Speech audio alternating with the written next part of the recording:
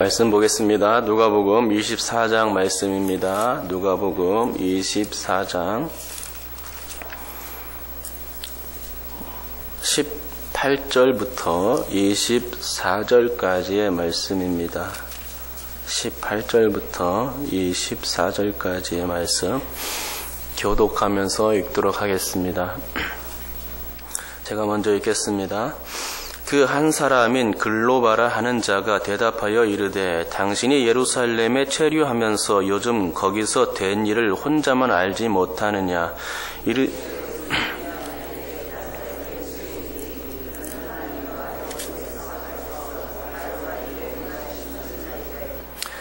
우리 대제사장들과 관리들이 사형 판결에 넘겨주어 십자가에 못 박았느니라.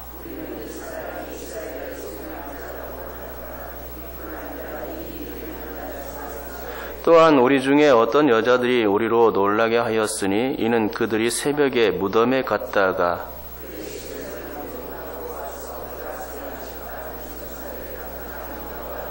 함께 읽겠습니다. 또 우리와 함께 한 자 중에 두어 사람이 무덤에 가 과연 여자들이 말한 바와 같음을 보았으나 예수는 보지 못하였느니라 하거늘. 아멘. 시카고 대학교에서 있었던 일입니다. 그날은 매년 있는 세례의 날이었는데 대학 측은 유명 강사를 섭외했습니다. 특별한 날이었기 때문에 특별한 강사를 모셔야 했고 초빙된 강사는 한참 잘 나가던 강사였습니다. 그 사람은 다름 아닌 무신론 신학자였던 폴 틸리히였습니다. 그런 자유주의 신학을 추구하는 자답게 예수님의 부활은 거짓된 사실이라는 것을 전제한 후에 강의를 시작했습니다. 강의 동안 그는 많은 자유주의 신학자들과 그들이 쓴 책들을 인용해 나갔습니다. 그리고 이제 강의가 다 끝나고 질문 시간이 되었습니다. 그때 한 노인이 기다렸다는 듯이 벌떡 일어나서 말했습니다. 틸리 박사님, 그리고 나서 손에 든 사과를 아작아작 베어먹기 시작했습니다. 박사님이 말씀하신 책들을 읽어보지는 못했습니다만 라고 또 운을 뗀 다음에 또 다시금 사과를 질근질근 깨물었습니다. 이 노인의 파격적인 행동에 모두들 놀라지 않을 수가 없었습니다. 그래서 왜 저 사람은 왜 저럴까라는 표정을 모두들 짓고 있었는데 이렇게 시선이 집중되자 그는 다시 질문을 시작했습니다. 니버나 하이데거에 대해서는 아무것도 아는 바가 없지만 하고는 다시금 사과를 씹어 먹기 시작했습니다. 그리고 다 먹은 사과를 높이 쳐들고선 박사님, 제가 방금 먹은 이 사과가 신가요? 단가요? 라고 틸리 박사에게 물었습니다. 당연히 이 틸리 박사는 어떻습니까? 몹시 당황했겠죠. 유감스럽게도 선생님이 드신 사과를 먹어보지 못했기 때문에 어떤 맛인지 말씀드릴 수가 없습니다. 라고 이 틸리 박사가 말했죠. 노인은 기다렸다는 듯이 그 남은 사과 꼭지를 가방 속으로 던지면서 그렇다면 박사님은 우리 예수님도 맛보지 못하셨군요. 라고 말했다는 겁니다. 이 소리에 천여 명의 사람들은 그 자리에서 깔깔 웃어댔고 손뼉을 쳐댔습니다. 틸리 박사는 그만 얼굴이 빨개졌고 조용히 강단을 내려와야 했다는 것입니다. 여러분, 저는 폴 틸리 박사를 조용하게 만든 이 노인에게 박수를 보내고 싶습니다. 아무도 박사의 자유주의 신학적 발언에 감히 그것이 틀리다고 말하지 못하고 있을 때 그것도 사과를 씹으면서 그는 권위에 도전해 본 것입니다. 그것은 참으로 대단한 용기였지요. 물론 노인은 여의도 없었고 권위에 도전하는 무례함을 보였지만 잘못된 얘기는 잘못되었다고 분명히 선을 그을 수 있어야 했던 것입니다.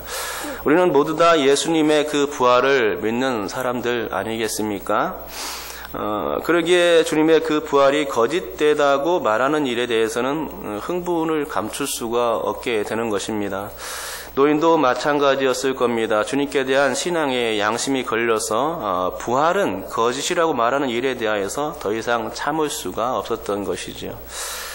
하지만 오늘 본문에 나타난 이 두 사람은 부활에 대하여 처음부터 무지했습니다. 폴 틸리처럼 부활이 거짓이라며 믿지 않은 것이 아니라 아예 부활 개념조차 생각지 못했던 것을 보게 됩니다.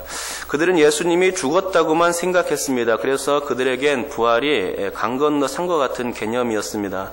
그들 중 하나인 글로바의 말을 들어보건대 그것은 더욱 확실해짐을 보게 됩니다. 글로바는 자신 곁에 나타난 이 사람이 설마 부활하신 예수님, 그 예수님일 거라고는 상상하지 못했을 겁니다. 그래서 동행하고 있는 그 예수님을 알아보지 못한 채 근일에 있었던 일을 자세히 길게 설명하게 되었던 것이지요. 당시 있었던 정황을 모조리 설명하면서 예수님을 힐끗힐끗 쳐다보았겠지만 그는 여전히 부활에 대해서 쑥맥이었습니다. 또 느낌이 없었고 믿음이 없었습니다.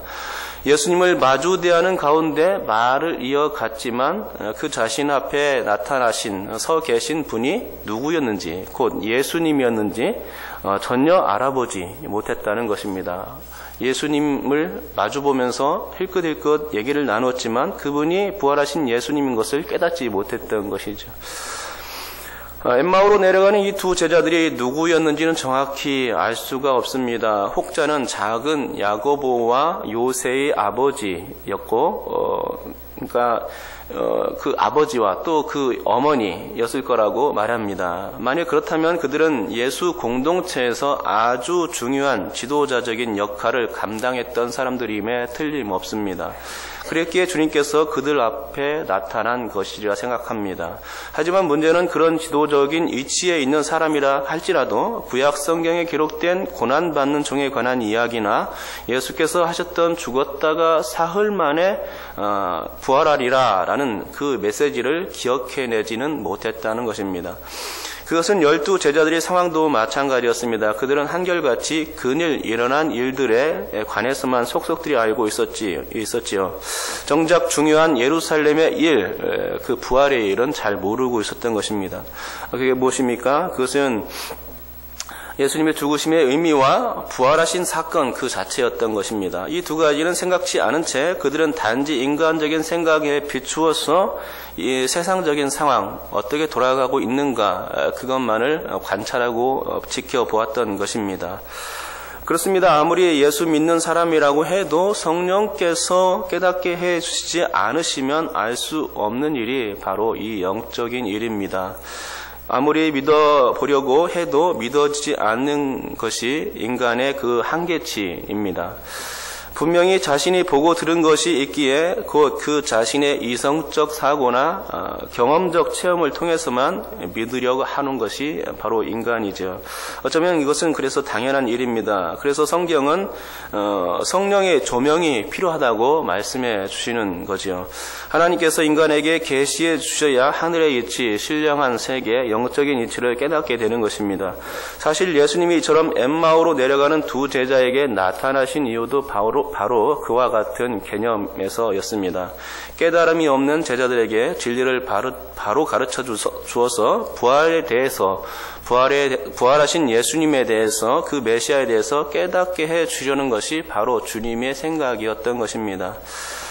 저는 오늘 본문이 예수께서 부활에 대해서 가르쳐 주시기 위한 그 첫 번째 단계라고 생각합니다. 저는 세 단계로 이 부활을 주님께서 가르쳐 주셨다고 생각합니다.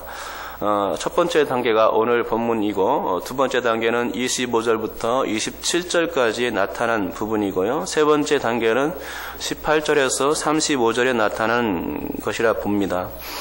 당신의 부활에 대해서 주님은 제자들에게 확실히 가르쳐 주고 싶었는데 단계를 거쳐가면서 가르쳐 주고 있습니다. 이 단계를 밟아가며 가르치시는 것을 볼 수 있는데요. 그 첫 번째 단계가 오늘 본문인 것이죠. 첫 번째 단계의 주요 내용은 바로 질문이었습니다. 이 질문이 있어야 그것을 바탕으로 해서 예수의 부활을 확신하는 데에 이르게 할 수 있다는 것입니다. 그리고 나서 해석의 단계, 그리고 계시의 단계까지 거치는 것입니다. 이 해석의 단계와 계시의 단계는 다음 시간 이후에 살펴보겠고, 오늘은 질문의 단계에 대해서만 살펴보도록 하겠습니다. 우리 다 같이 한번 19절을 한번 읽어보도록 하겠습니다. 읽겠습니다. 시작. 이르시되 무슨 일이냐? 이르되 나사렛 예수의 일이니 그는 하나님과 모든 백성 앞에서 말과 일에 능한 선지자이거늘. 아멘. 이 19절에 바로 이 예수님의 질문이 나옵니다. 예수님의 질문은 아주 간단한 질문이었습니다. 무엇입니까? 무슨 일이냐라는 질문이었죠. 아주 간단한 질문이었습니다. 예수님은 글로바에게 자신이 예루살렘에서 일어난 일들, 즉 나사렛 예수에 관한 일들을 전혀 모르고 있는 것처럼 질문하고 있는 것이죠. 그러니까 예수님의 이 질문은 답변자에게 상황을 인식하게 만드는 역할을 해주고 있습니다. 우리도 평소에 잘 모른다고 말하는 사람들에게 아주 친절하게 가르쳐 줄 때가 많지 않습니까? 예를 들어 지나가는 행인들이 길을 잘 모를 때에 그 질문받은 사람이 원주민일 때 그곳 지리를 그 사람의 알고 싶은 곳을 잘 설명해 주고 방향을 가르쳐 주지 않습니까? 친절하게 이렇게 가르쳐 준다는 것이죠. 이렇게 함으로써 원주민은 단지 길을 가르쳐 준 것에 그치는 것이 아니라 지역적인 위치에 대해서 한 번 더 정확하게 인식하게 되는 것이죠. 그것은 그 지나가는 행인에게도 마찬가지입니다. 그 행인이 그 자신의 그 위치를 확인하고 싶을 때 질문을 했지만 그 질문을 통해서 그 원주민이 가르쳐주게 되면 자신이 찾고 싶었던 그 위치를 정확하게 찾을 수가 있게 된다는 것입니다. 그것이 질문이 가지는 위력이죠. 그렇습니다. 예수님의 의도도 바로 그런 것이었을 거라 생각합니다. 예수님의 단 하나의 질문, 그 질문은 힘이 있었습니다. 왜냐하면 부활에 관한 사항은 현재의 상황에 대한 바른 인식으로부터 시작되는 것이기 때문입니다. 글로바는 지금 예루살렘에서 있었던 일을 다시금 생각하는 계기가 되고 있는 것입니다. 예수님은 무슨 일이냐는 그 질문 하나 때문에 상황을 역으로 추적하여서 돌이켜보게 해주고 있는 것입니다.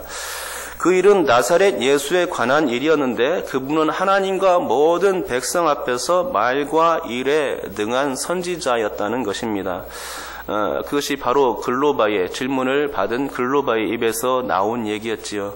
또 자신을 비롯한 많은 사람들이 그 나사렛 예수를 이스라엘을 속량할 자라고 바랐다고 그렇게 말하고 있는 것을 보게 되는 것이죠. 하지만 또 대제사장들과 관리들이 사형 판결에 넘겨주는 바람에 십자가에 못 박혀 죽게 되었다는 사실까지 말했습니다. 그리고 그것으로 끝난 것이 아니라 여인들이 그의 무덤에 찾아갔고 다른 제자들도 찾아갔는데 무덤은 비었고 예수의 시체는 보지 못했다라는 거기까지였습니다. 여기까지가 글로바가 예수님께 말씀드린 내용입니다. 질문을 받으니까 여기까지 얘기한 거죠. 그런데 신기하게도 이 글로바가 말한 내용에는 정말 중요한 복음적 내용들이 다 들어가 있다는 것입니다. 무엇입니까? 첫째는 예수님이 하나님과 백성 앞에 있다는 것인데 특별히 말과 일에 등했다는 것입니다. 실로 예수님은 하나님과 사람 앞에 서 있는 메시아여야 하는 것이 아닙니까? 하나님과 사람들 사이를 연결짓고 화평하게 해야 할 분이 바로 그 메시아이고 그 메시아의 역할인 것이죠. 그런데 글로바의 말에 따르면 예수님이 그런 분인 것입니다. 또 그분은 말과 일에 능했다고 말했습니다. 원어상에는 일과 말에 능했다고 기록하고 있는데요. 순서가 좀 바뀐 것 같습니다. 왜냐하면 예수님은 말만 많이 하고 일은 뒷전에 두는 종교 지도자들과 달랐기 때문입니다. 누가의 의도도 바로 그런 의도에서 일과 말에 능했다고 이렇게 표현하고 있는 것으로 보입니다. 거기다가 능했다는 말도 부족한 번역인데 왜냐하면 능숙하다라는 뜻으로 받을 수 있기 때문입니다. 얼마나 말재주가 많은 사람이 많습니까? 그래서 잘못 오인할 수 있습니다. 여기서 능했다는 말은 능숙하다가 아니라 능력있다라는 표현으로 해야 정확한 표현입니다. 감히 범접할 수 없는 능력이 바로 예수께 있었다는 말이지요. 두 번째, 글로바의 말은 우리의 대제사장들과 관리들이 예수님을 사형 판결에 넘겨주었고 십자가에 못 박여 죽였다는 것입니다. 로마 사람들, 특히 본디오 빌라도가 사형을 언도해서 죽였다고 말하지 않는다는 것이죠. 우리라고 말을 하는 것입니다. 우리가 죽였다. 예수님이 죽은 이유가 분명히 우리에게 있는 것이지 저들 가운데 있는 것이 아니라고 분명하게 잘라 말하고 있는 것입니다. 우리가 잘못 알아서 예수를 죽였고 우리의 지도자들이 잘못 알아서 예수를 죽인 것이다. 이렇게 말한 것이죠. 또한 십자가는 나무였고 신명기에 나오는 저주를 생각하게 만듭니다. 나무에 달린 자마다 저주를 받았다는 그 말씀이 정확히 예수님께 적용되고 있는 것을 볼 수 있는 것이죠. 예수님이 사형 판결을 나무 십자가에서 받으시고 저주를 받으시고 죽으신 것입니다. 그것은 그러니까 우리 죄를 위한 속죄의 그런 의미였던 것이죠. 글로발은 그것을 알지 못하고서 현재 일어났던 일을 소개했을 뿐이었지만 아마도 나중에는 그 자신이 말했던 그 모든 이야기가 무엇을 의미했는지 깨닫게 되었으리라 생각합니다. 셋째로 예수님이 이스라엘 속량할 자라고 믿었다는 것입니다. 아까는 선지자라고 했는데 이제는 속량할 자, 곧 메시아일 거라고 생각했다는 것입니다. 물론 여기서의 메시아는 로마의 해방과 관련된 메시아, 그런 메시아를 이 글로바가 믿고 있었지요. 하지만 글로바를 비롯한 많은 사람들이 예수님을 메시아로 봤다는 것은 매우 긍정적인 의미였던 것입니다. 그는 또 메시아를 이야기하는 그런 문맥에서 이 일이 일어난 지가 사흘째라는 말을 덧붙이고 있습니다. 이 사흘은 주님께서 말씀하신 그 내용입니다. 마가복음에도 이 말씀이 3번씩이나 기록되는 것을 볼 수 있습니다. 마가복음 8장 31절, 9장 31절, 10장 34절, 33절, 34절 이 부분에 나와 있는데요. 죽었다가 사흘 되는 날 살아나리라 하는 말씀이 메시지가 기록되어 있는 것입니다. 제자들이 가르쳐준 내용이죠. 살아생전 주님께서 이 사흘에 대해서 말씀해 주셨던 것이죠. 요나 선지자의 표적에 관한 그 얘기를 해 주셨던 것입니다. 그것은 사흘이 죽음과 연결되는 의미였고 이제 사흘이 지났다는 것은 부활을 의미하는 거였습니다. 사흘째 되던 날에 요나가 물고기 뱃속에서 나왔듯이 주님께서 사흘 만에 살아나실 거라고 말씀해 주신 것입니다. 그리고 이 사흘을 뒷받침하듯이 예수님의 무덤은 비어 있었고 천사들이 그 무덤을 대신 지키고 있었던 것입니다. 이 모든 것이 글로바의 입에서 나온 것입니다. 사실을 다시 한번 확인하는 그런 역할을 하게 된 것입니다. 주님의 질문에 그런 말을 했던 것이죠. 여러분, 그러니까 예수님의 이 질문을 통해서 글로바는 기독교의 핵심 메시지를 다 이야기하고 있었던 것입니다. 하지만 그는 단지 그러한 핵심 메시지에 대해서 미약한 믿음을 가지고 있었을 뿐입니다. 전적으로 완전히 확신하고 믿었던 것이 아니었죠. 그러니까 부활을 믿는다는 것은 이렇게 기독교의 핵심부터 다시금 짚어보는 일부터 시작해야 한다는 것입니다. 즉 예수 그리스도의 죽으심과 부활에 관해서 그것이 나와 무슨 관련이 있는 것인가를 다시 한번 짚어볼 필요성이 있는 것입니다. 그래서 성경을 고찰해 봐야 되는 것이죠. 그렇게 살펴보다 보면 그것이 부활을 믿는 신앙의 아주 밑바탕 근원적인 배경이 되어준다는 것입니다. 부활을 믿는 것은 분명 나와 관련이 있어야 하고 나와 상관이 있어야 하는 일입니다. 그것이 믿어질 때에 우리는 주님의 부활을 인정하게 될 수 있습니다. 여러분, 이제 그런 의미에서 우리 자신과 주변을 살펴보시기 바랍니다. 성경을 통해서는 분명히 예수님께서 메시아라고 죽었다가 사흘 만에 부활하셨다고 증거하고 있지만 우리 가운데에서 일어나는 일들도 한번 살펴볼 수 있어야 되겠습니다. 주님의 은혜에 대한 미약한 믿음이 우리 삶 가운데서 여러분께서 그런 믿음을 가지고 살고 있습니까? 만일 우리 그런 은혜가 만일 주님의 은혜가 우리의 눈 가운데서 우리의 삶의 신앙적인 견지에서 볼 때에 주님의 은혜가 우리에게 미쳐지고 있는 것인가를 다시 한번 살펴볼 필요가 있는데요. 여러분께서 그것을 둘러보시기 바랍니다. 주님과 관련된 일들, 사건들이 나의 삶 가운데서 과연 일어나고 있는가? 이 실제적인 일들을 여러분께서 관찰해 볼 수 있기 바랍니다. 사건을 역으로 추적해서 지금 예수 믿은 이후로 내 삶에 어떤 변화가 있어지고 있는가? 예수님과 나와 어떤 관계가 있는가? 예수님께서 나의 삶에 개입하셔서 역사해 주시고 계신가? 살아계신 예수님, 부활하신 그 예수님이 나의 삶에 직접적으로 와 계신가? 라는 질문을 한번 던져보시기 바랍니다. 주님께서 우리에게 질문을 직접적으로 던지지 않으셔도 우리 자신이 한번 그런 질문들을 한번 던져보는 것입니다. 그래서 내 삶에 어떤 변화가 있는지를 체크해 보는 것이죠. 그렇다면 분명히 알게 될 것입니다. 주님께서 내 삶에 여전히 함께 계신다는 사실을 여러분은 믿게 될 줄 믿습니다. 물론 성경을 통해서 배경적인 확실한 지식을 깨달을 수 있어야 되겠죠. 그것과 함께 우리가 나가야 할 것은 우리 삶에서 주님께서 역사하시는가 역사하시지 않는가입니다. 그것을 여러분께서 질문을 통해서 확실히 깨닫기를 바랍니다. 그러면 분명히 주님께서 우리와 함께 하신다는 사실을 여러분들이 깨닫게 되고 그 하나님을, 주님을 찬양할 수 있을 줄 믿습니다.